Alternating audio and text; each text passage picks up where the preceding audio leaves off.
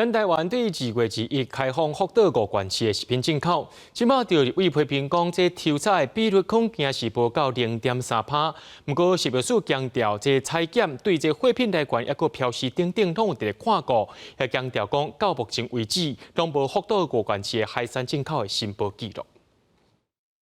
台湾对2月1日开放日本福岛5县市食品进口，关联会统计全台湾会当共同检验的单位有7、9、10个，逐年会当检7万件。卫福部承诺讲会严格把关100%逐批抽检。不过立委指出，若照食药署查验的作业要点来看，货物总量若1000件的时阵，简单会拆5件采检，采检率0.5%。 准若是3000件的货，简单会抽9件，采检率0.3%，批评根本无够。应该是每一件打开，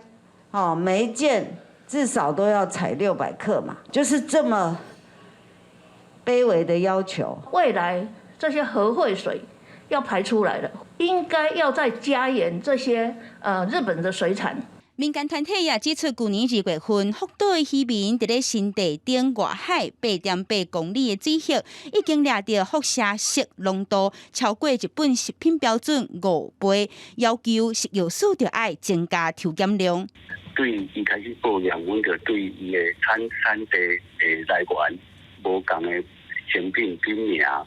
观测了的时候，阮就对阮即马这查验办法内底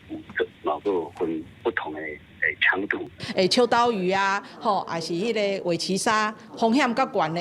迄个鱼啊，洄游性的鱼类咱会来采。所有的渔获，我们已经增加到迄个采检500件。